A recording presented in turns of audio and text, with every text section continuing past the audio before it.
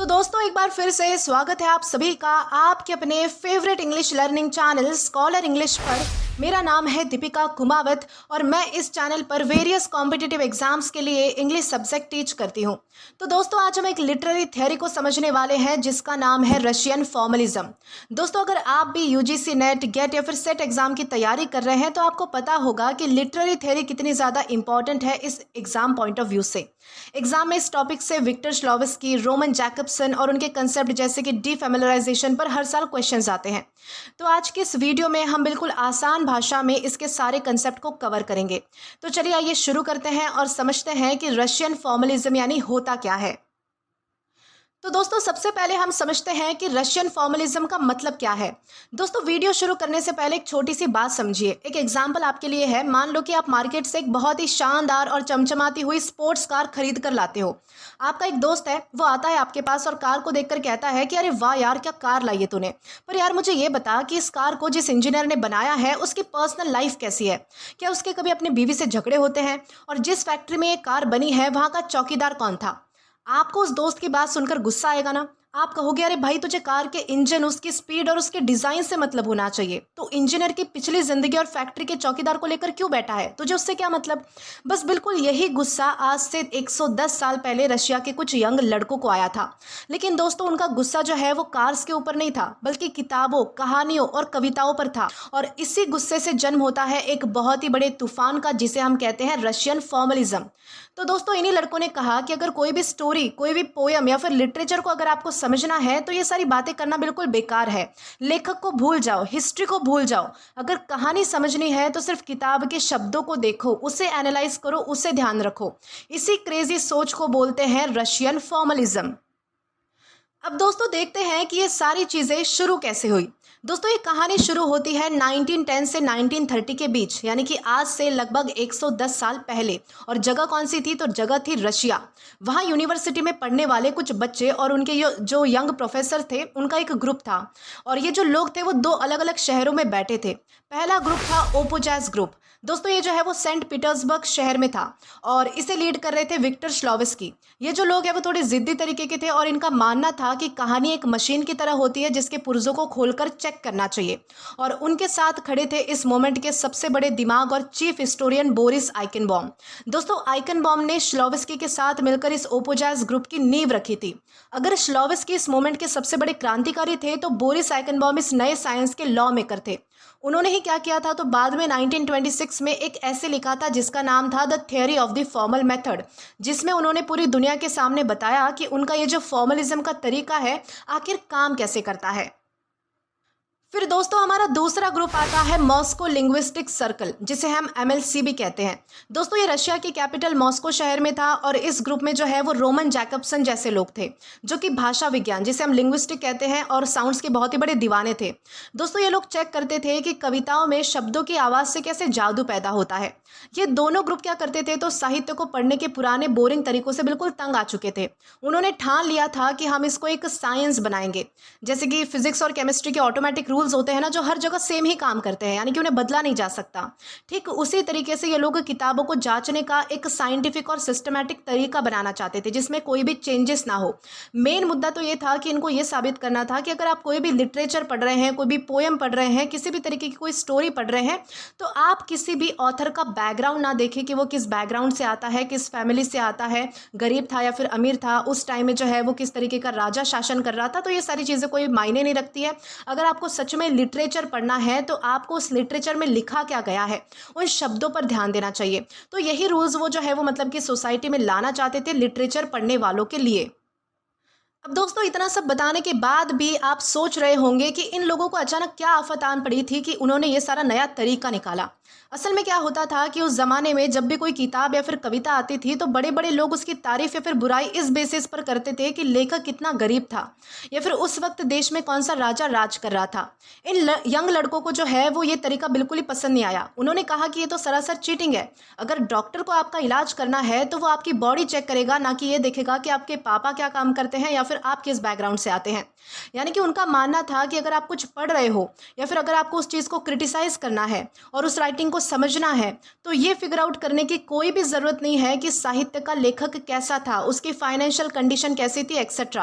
आपको बस उस साहित्य के शब्दों पर ध्यान देना चाहिए कि उसने लैंग्वेज कैसे यूज़ की है, उसने क्या लिखा है, ये सारी चीज़ें इंपॉर्टेंट रखती है, ना कि उसका फाइनेंशियल या फिर उसका background.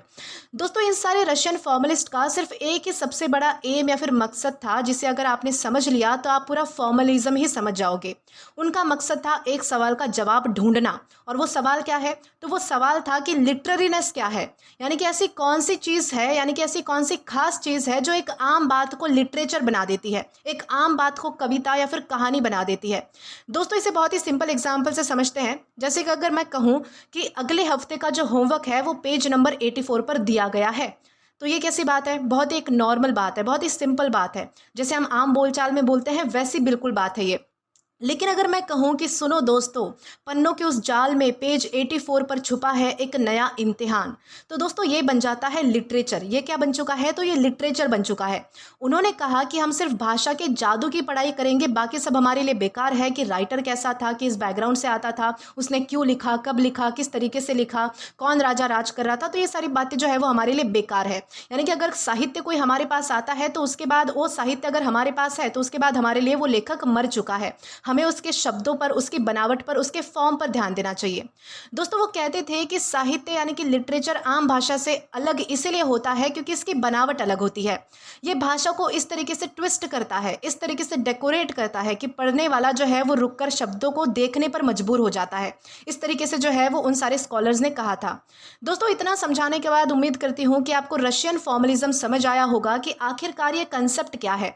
Basically Russian formalism Russia के स्कॉलर्स का एक ऐसा ग्रुप था जिनका मानना था कि किसी किताब को समझने के लिए उसके बाहर की दुनिया को छोड़कर सिर्फ किताब के फॉर्म यानी कि शब्दों की बनावट और उसके स्ट्रक्चर की जांच करनी चाहिए।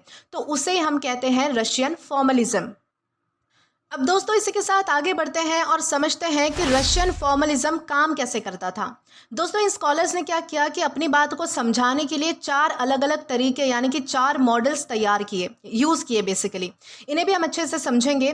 तो हमारा पहला मॉडल आता है मैकेनिस्टिक मॉडल। दोस्तों, इसके हीरो थे विक्टर श्लोवस्की। उन्होंने कहा था कि एक जो कहानी होती है वो बिल्कुल एक कार या फिर साइकिल की तरह होती है। जैसे कि साइकिल में चेन होती है, पैडल होता है, व्हील्स होते हैं, वैसे ही कहानी में शब्द होते हैं, डायलॉग्स होते हैं, अलग अलग तरीके होते हैं, जिसे हम डिवाइसेस कहते हैं। बेसिकली लेखक क्या होता है? एक कारीगर होता है जो कि इन पुर्जों को जोड़कर एक मशीन बनाता है। वो मशीन है किताब। दोस्तों, इसी दौरान जो है वो विक्टर स्लोवस्की ने 2 बहुत ही बड़े रूल्स बताए थे।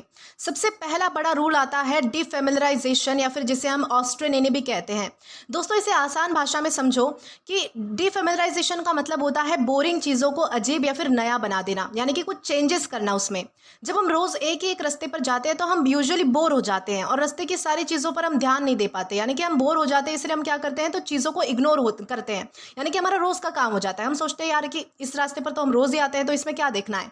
तो आर्ट का क्या काम होता है? आर्ट का काम होता है उन्हीं बोरिंग चीज़ों को इतने नए तरीके से प्रेजेंट करना कि आप रुक कर देखने पर मजबूर हो जाओ। जैसे कि एक स्कॉलर थे रोमन जैकबसन। उन्होंने कहा था कि लिटरेचर जो है वो आम भाषा के साथ एक तरीके की तोड़फोड़ है। ये भाषा को इतना बदल देती है कि आप बिना ध्यान दिए इसे पढ़ ही नहीं सकते। यानी कि लिटरेचर आपको एक बार पढ़ने से कभी भी समझ आएगा ही नहीं, या फिर आप इसे जो है वो ब्लैंक माइंड के साथ कभी भी नहीं पढ़ पाओगे, क्योंकि आपको बिल्कुल बहुत ही ध्यान देना पड़ेगा कि राइटर हर एक लाइन में लिखना क्या चाहता था, यानी कि बताना क्या चाहता था, उसके इसके पीछे मैसेज क्या था। तो आपको बहुत ही ध्यान से पढ़ना पड़ता है लिटरेचर। आप जो है वो इसे एक ही बार में समझ नहीं सकते। इस तरीके से जो है वो हमारे मतलब कि ये जो रोमन जैकबसन थे उन्होंने कहा था। दोस्तों, इसके बाद सेकंड बड़ा रूल जो कि विक्टर स्लोवस्की ने दिया था वो था फैब्यूला एंड शुजेट। दोस्तों, फैबुला का मतलब होता है सीधी सादी असली कहानी। जैसे कि हीरो पैदा हुआ, बड़ा हुआ, शादी की और मर गया, यानी कि अच्छी खासी लाइफ जी ली, और जैसे कि हमारी नॉर्मल लाइफ चलती है, जिस मतलब कि क्रोनोलॉजी में चलती है, वैसी वैसी एक स्टोरी, ठीक है, उसे हम कहते हैं फैबुला।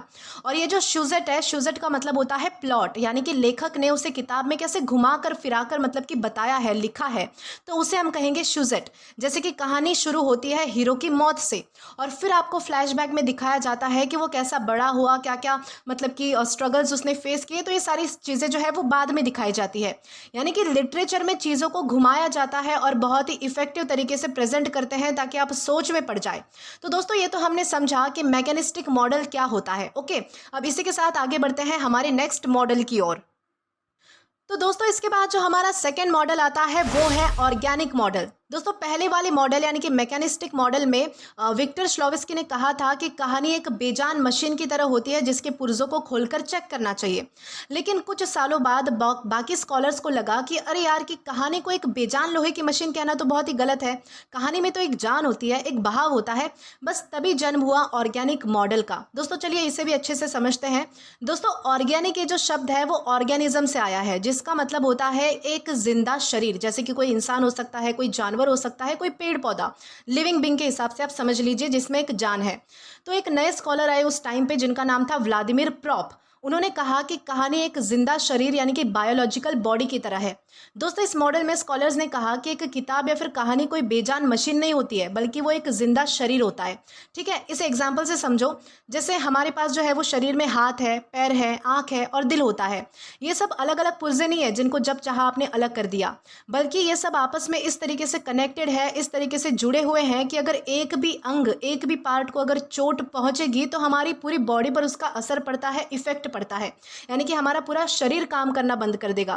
ठीक उसी तरीके से एक अच्छी कहानी या फिर कविता के अंदर जो शब्द होते हैं, जो डायलॉग्स होते हैं और जो सीन्स होते हैं, वो सब एक दूसरे से बहुत ही गहराई से जुड़े होते हैं, कनेक्टेड होते हैं। उन्हें आप अलग अलग नहीं कर सकते। तो इसीलिए जो है वो उन्हें इस चीज़ को मशीन कहना जो है वो बहुत ही गलत लगा। दोस्तों इसके बाद क्या हुआ कि व्लादिमीर प्रॉप ने 1928 में एक किताब लिखी थी जिसका नाम था morphology of the folk tale. Morphology का क्या मतलब होता है? मॉर्फोलॉजी का मतलब होता है शरीर की बनावट की पढ़ाई करना, किसी चीज़ के स्ट्रक्चर की पढ़ाई करना बेसिकली। तो प्रॉप ने क्या किया, उन्होंने जो है वो जो बच्चों वाली जो परियों वाली कहानी होती है या फिर जो भूत प्रेत वाली जो बचपन में हम कहानी सुनते थे ना, वो सारी कहानियाँ उन्होंने इकट्ठी की। यानी कि जो फोक टेल है, भूत प्रेत वाली जो कहानियाँ हैं, वो सारी उन्होंने इकट्ठा की और उन्हें जो है वो बहुत ही बारीकी से उन्होंने पढ़ा। और इसके बाद उन्होंने एक ऐसी बात कही जिसे सुनकर सब लोग हैरान रह गए। उन्होंने क्या कहा, तो उन्होंने कहा कि जैसे एक ही तरीके के जानवरों के शरीर की बनावट एक जैसी होती है। जैसे कि मान लीजिए कि कोई बिल्ली है, जैसे कि सारी बिल्लियों की प्रजाति आप देख लीजिए कि उनके 4 पैर हैं, एक पूंछ है, सब बिल्ली जो है वो ऑलमोस्ट सेम ही दिखेंगी। ठीक उसी तरीके से दुनिया की सारी परियों की कहानियों को जो अंदरूनी शरीर है, जो स्ट्रक्चर है, वो बिल्कुल एक ही जैसा होता है। यानी कि चाहे आप जो है वो अलादीन की कहानी सुनो, सिंड्रेला की कहानी सुनो या फिर किसी इंडियन राजा रानी की कहानी सुनो, उसके अंदर का जो स्ट्रक्चर है, यानी कि उनका जो सबका शरीर है, जो स्ट्रक्चर है, जो मेन बॉडी है ना, वो आपको बिल्कुल एक ही जैसी लगेगी। तो ये होता है ऑर्गेनिक मॉडल। तो आई होप आपको समझ में आया होगा कि ऑर्गेनिक मॉडल यानी क्या होता है। इसी के साथ हम आगे बढ़ेंगे हमारे अगले यानी कि थर्ड मॉडल की ओर। दोस्तों इसके बाद हमारा तीसरा मॉडल आता है सिस्टमिक मॉडल। दोस्तों पहले वाले दोनों मॉडल्स में एक बहुत ही बड़ी कमी थी। मैकेनिस्टिक मॉडल कहानी को एक बेजान मशीन की तरह बता रहा था और ऑर्गेनिक मॉडल उसे एक जिंदा शरीर कह रहा था। लेकिन दोनों में से कोई भी ये नहीं समझा पा रहा था कि वक्त बदलने के साथ साहित्य यानी कि लिटरेचर बदल क्यों जाता है। जैसे आज से 50 साल पहले जैसा सिनेमा या फिर जैसी किताबें बनती थी, आज बिल्कुल वैसी क्यों नहीं बनती। दोस्तों इसी बड़े सवाल का जवाब देने के लिए जन्म हुआ सिस्टमिक मॉडल का। चलो इसे समझते हैं। दोस्तों यूरी टानियानोव एक व्यक्ति थे जिन्होंने कहा था कि लिटरेचर एक ऐसी चीज़ है जो लगातार मतलब कि बदलती रहती है, जिसमें चेंजेस होते रहते हैं। जब बाहर की दुनिया बदलती है तो कहानियां भी पुराने स्टाइल्स का मजाक उड़ाकर खुद को नया बना लेती है, फ्रेश बना लेती है। दोस्तों इस मॉडल के मुताबिक साहित्य यानी कि जो लिटरेचर होता है वो कोई अकेली या फिर अलग अलग पड़ी हुई कोई चीज़ नहीं है, बल्कि वो एक सिस्टम है और ये सिस्टम एक बहुत ही बड़े कल्चरल सिस्टम का हिस्सा है। जैसे कि आपको एक एग्जाम्पल देती हूँ, आपका मोबाइल फ़ोन, आपका जो मोबाइल फ़ोन है वो एक बहुत ही बड़ा सिस्टम है। उसके अंदर जो है वो अलग अलग ऐप्स होते हैं, जैसे कि व्हाट्सएप है, यूट्यूब है, इंस्टाग्राम है। तो ये सारे ऐप्स आपस में मिले हुए हैं और एक दूसरे पर असर डालते हैं। अगर फ़ोन का ऑपरेटिंग सिस्टम अपडेट होता है तो सारे ऐप्स को भी अपडेट होना पड़ता है, वरना फ़ोन चलना बंद हो जाएगा। ठीक उसी तरीके से साहित्य भी एक सिस्टम है जिसके अंदर कविता, कहानी, नॉवेल्स, ये सब इसके अलग अलग ऐप्स है, अलग अलग मतलब कि अंग है। और जब बाहर की दुनिया यानी कि हमारा जो समाज है, हमारा जो कल्चर कल्चर है, जब ये सारी चीज़ें बदलती है तो साहित्य के इस पूरे सिस्टम को भी रेजुविनेट यानी कि खुद को नया करना पड़ता है। दोस्तों, यूरी टानियानोव ने कहा था कि जब कोई एक तरीका बहुत ही पुराना और बोरिंग हो जाता है तो लेखक उसका मजाक उड़ाने लगते हैं। इसे उन्होंने कहा था मेथड ऑफ पैरोडी, यानी कि पैरोडी का मतलब होता है मजाक उड़ाना। यानी कि जब एक तरीका बहुत ही पुराना हो जाता है तो जो जिसने लिखा है उसी स्ट्रीम के जो लोग हैं वही लेखक क्या करते हैं तो थोड़े टाइम के बाद उसका मजाक उड़ाने लगते हैं। जैसे कि मेरे पास एक बहुत ही अच्छा एग्जाम्पल है। तो पुरानी फिल्मों में हमारी बॉलीवुड इंडस्ट्री के हीरो क्या करते थे तो साइकिल के पीछे छुपकर बंदूक की गोली से अपनी जान बचा लेते थे। लेकिन जैसे जैसे टाइम बीता तो नए ज़माने के डायरेक्टर्स ने उन पुराने फिल्मों का मजाक उड़ाना शुरू किया, यानी कि क्या किया तो पैरोडी की। इसी मजाक के चक्कर में सिनेमा बदल गया और नए तरीके से रियलिस्टिक सीन्स बनना शुरू हो गए। दोस्तों, एक और इम्पॉर्टेंट बात बता दूं कि पुराने फॉर्मलिस्ट जैसे कि जो स्लोविस्की थे वो कहते थे कि बाहर की दुनिया से साहित्य का कोई लेना देना नहीं है, लेकिन यूरी टानियानोव ने इस सोच को थोड़ा सा बदला। तो यूरी टानियानोव ने क्या कहा कि हाँ, हम ऑथर या फिर हिस्ट्री को मेन चीज़ नहीं मानते, यानी कि ठीक है कि हम लिटरेचर पढ़ते वक्त शब्दों पे फोकस करेंगे, ना कि किसने लिखा है, कैसा लिखा है, इस चीज़ पर, ओके। लेकिन हम इस बात को इनकार नहीं कर सकते कि बाहर की दुनिया का असर साहित्य पर पड़ता है। यानी कि जब लोग आम भाषा में नए नए शब्दों का यूज़ करने लगते हैं, जैसे कि आजकल हम बोलते हैं इमोजी बोलते हैं, ट्रॉल बोलते हैं, वाइब बोलते हैं, जेंजीज जो है वो बहुत सारे मतलब कि स्लैंग्स यूज़ करते हैं अपनी डे टू डे लाइफ में, तो लिटरेचर का सिस्टम उन नए शब्दों को अपने अंदर खींच लेता है ताकि वो खुद को नया बना सके, रेजुविनेट कर सके। यानी कि लिटरेचर क्या करता है तो टाइम के साथ जो है वो नई नई चीज़ों को, नए नए शब्दों को लिटरेचर भी एडप्ट करने लगता है। तो हमें ये भी स्वीकार करना होगा कि टाइम के साथ जो है वो लिटरेचर बदलता रहता है, पहले जैसा एक ही जैसा जो है वो हमेशा नहीं रह सकता। अब दोस्तों, इसी के साथ हमारा जो तीसरा मॉडल था सिस्टमिक मॉडल, ये भी यहीं पर ख़त्म होता है। अब हम हमारे आखिरी मॉडल की तरफ बढ़ेंगे जो कि है लिंग्विस्टिक मॉडल। दोस्तों, इस आखिरी तरीके में हमारे जो स्कॉलर ने भाषा को दो हिस्सों में बांट दिया था। पहला था प्रैक्टिकल लैंग्वेज और दूसरा है पोइटिक लैंग्वेज। प्रैक्टिकल लैंग्वेज की बात करें तो जो रोज़मर्रा में हम मम्मी पापा या फिर दोस्तों से बात करने के लिए यूज़ करते हैं, जैसे कि मुझे खाना दो, तो ये सारी बातें हम करते हैं, बहुत ही नॉर्मल तरीके से हम बातें करते हैं, तो इसमें हम जो है वो भाषा पर ध्यान नहीं देते। यानी कि ये वो आम भाषा है जो हम रोज़मर्रा की ज़िंदगी में सिर्फ काम निकालने या फिर इन्फॉर्मेशन शेयर करने के लिए बेसिकली बोलते हैं।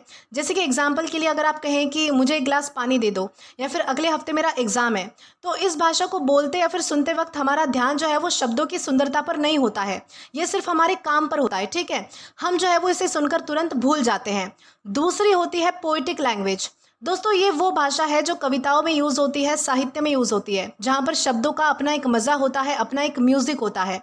एक स्कॉलर थे ऑसिप ब्रिक, उन्होंने तो कविताओं के साउंड्स और राइम्स और वॉवेल्स पर मैथ की तरह साइंटिफिक रिसर्च कर डाली थी। चलो इसे समझते हैं। दोस्तों, इस मॉडल को चलाने वाले दो सबसे मुख्य स्कॉलर्स थे। पहले थे रोमन जैकबसन और दूसरे थे लेव याकोबिंस्की। दोस्तों, लेव याकोबिंस्की ने समझाया कि हम इंसान जो भाषा बोलते हैं वो दो अलग अलग तरीकों से काम करती है। ये साहित्य और कविताओं की भाषा होती है, इसमें काम थोड़ा पीछे छूट जाता है और शब्दों की बनावट, उनका म्यूजिक और उनका जो कॉम्बिनेशन है खुद में ही बहुत ही ज़्यादा वैल्यूएबल यानी कि खास बन जाता है। भाषा इतनी नए ढंग से और सामने आती है कि हम रुक कर उसे देखने पर मजबूर हो जाते हैं। अब दोस्तों, इसके बाद रोमन जैकबसन ने एक ऐसी लाइन कही है जो कि इंग्लिश लिटरेचर के हर एग्जाम में पूछी जाती है।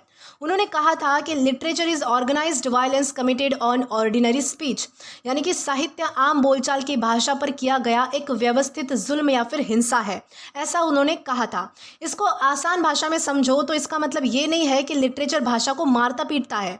इसका मतलब है कि लेखक या फिर कवि जानबूझकर आम सीधी सादी भाषा को इस तरीके से मरोड़ते हैं, ट्विस्ट करते हैं और उसके साथ तोड़फोड़ करते हैं कि वो नॉर्मल नहीं लगती, हमें उसमें कुछ अलग नजर आता है। जैसे अगर कोई नॉर्मल कहे कि मुझे नींद आ रही है, तो दोस्तों ये होती है प्रैक्टिकल लैंग्वेज। पर अगर कोई कवि कहे कि नींद से कह दो कि अब आकर क्या करेगी, उनकी यादों ने तो पहले ही बिस्तर पर कब्जा कर रखा है, तो ये क्या है, ये है पोइटिक लैंग्वेज। तो इसी तरीके से जो है वो मतलब कि लिंग्विस्टिक मॉडल में उन्होंने जो है वो प्रैक्टिकल लैंग्वेज और पोइटिक लैंग्वेज के बीच का डिफरेंस समझाया है कि हम आम बोलचाल में कैसी भाषा यूज़ करते हैं और जब हम लिटरेचर की बात करते हैं तो कैसी भाषा हमारे सामने आती है। दोस्तों, इसी के साथ हमारा लिंग्विस्टिक मॉडल भी यहीं पर ख़त्म होता है। अब दोस्तों, हमने सारे कंसेप्ट तो समझ लिए, लेकिन आखिर में एक सवाल आता है कि आखिर इस मोमेंट का हुआ क्या, यानी कि मोमेंट कब तक चला और आखिर में इसने वर्क किया या फिर नहीं किया। तो दोस्तों ये जो लोग हैं वो बहुत ही मज़े से अपना काम कर रहे थे, लेकिन 1920 के बाद रशिया में जोसेफ स्टालिन का राज आया, जो कि बहुत ही गुस्से वाला नेता था, यानी कि बहुत ही खतरनाक और बहुत ही गुस्से वाला था ये आदमी। स्टालिन की सरकार ने क्या कहा, तो उन्होंने कहा कि ये लोग कैसे बदमाश है, देश में गरीबी है, लोग मर रहे हैं और ये बैठकर कविता और साउंड्स के शब्दों की मशीन चेक कर रहे हैं। यानी कि सरकार ने फॉर्मलिज्म को एक गाली बना दिया और कहा कि ये सिर्फ अमीरों का दिखावा है, ये अमीरों के चोचले हैं, सिर्फ उनके ही पास टाइम है ये सारी बारीक बारीक चीज़ें करने के लिए। उन्होंने इस पूरे ग्रुप को बैन यानी कि सप्रेस करा दिया और सबको डरा धमकाकर चुप भी करा दिया। लेकिन दोस्तों सरकार भले ही उन लोगों को रोकती रही, पर उनकी सोच को कोई मिटा नहीं पाया। उन्होंने जो बातें बताई उन्हीं से आगे चलकर दुनिया भर में पढ़ाई के नए नए तरीके शुरू हुए, जिसे हम स्ट्रक्चरलिज्म कहते हैं। आज भी हम जब स्कूल या फिर कॉलेज में किसी कहानी को बारीकी से पढ़ते हैं तो हम कहीं ना कहीं उन्हीं रशियन दोस्तों के बनाए हुए नियम्स को यूज़ कर रहे होते हैं। तो दोस्तों आशा करती हूँ कि आपको रशियन फॉर्मलिज्म का ये जो वीडियो है वो अच्छे से समझ आया हो और साथ ही साथ पसंद भी आया हो। तो दोस्तों आज के लिए बस इतना ही। अगर आपने अभी तक हमारा टेलीग्राम चैनल ज्वाइन नहीं किया है तो टेलीग्राम पर English with Deepika Kumawat search करके या फिर डिस्क्रिप्शन में दिए गए लिंक के थ्रू, साथ ही साथ अभी जो आपको आपके स्क्रीन पर QR कोड दिख रहा है वहाँ से भी आप जो है वो डायरेक्टली स्कैन करके हमारा टेलीग्राम चैनल ज्वाइन कर सकते हैं, ताकि आप कभी भी किसी भी नए आने वाली वीडियोज़ को लेकर कोई भी अपडेट्स को मिस ना करें। साथ ही साथ आपको एक और बात बता दूँ कि इस वीडियो की डिटेल्ड PDF मैंने टेलीग्राम चैनल पर प्रोवाइड की है, जिसकी लिंक आपको हमारे डिस्क्रिप्शन बॉक्स में मिल जाएगी, जहां से आप वो फ्री PDF भी एक्सेस कर सकते हैं, साथ ही साथ हमारा टेलीग्राम चैनल भी ज्वाइन कर सकते हैं। दोस्तों अगर आपको आज का ये वीडियो पसंद आया है या फिर हेल्पफुल लगा है तो do like this video, subscribe the channel and share as much as you can.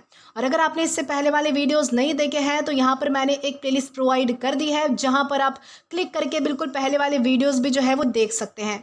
Till then keep learning. Thank you.